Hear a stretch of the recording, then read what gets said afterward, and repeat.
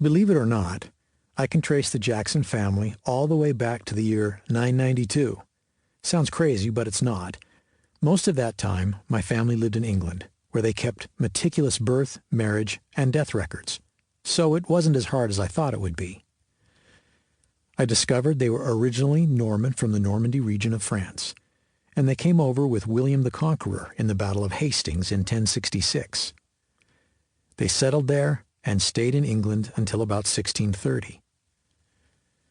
Eventually, they made their Atlantic crossing and ended up in the soon-to-be United States of America. They migrated from the northeast part of the country where they landed, and eventually ended up in Mississippi. That is where my grandfather was born and raised. He moved to Texas when he was a young man, with the hopes of becoming a cowboy. But he ended up being a carpenter and a schoolteacher instead. He was the first Jackson to call Texas home. I arrived on the scene on May 4th, 1967.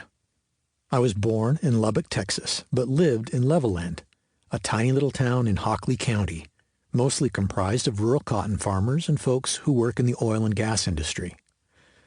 Levelland was, and still is, your typical small, tight-knit West Texas community, filled with God-fearing, hard-working, patriotic Americans who always take care of each other. I come from a long line of tough, gritty, blue-collar workers. My father, Wayman, is an electrician, and my mother, Norma, is a homemaker. My dad can literally do anything. He can do electrical work, he is a master plumber, he is a pretty good mechanic, and he can build or fix practically anything you can think of.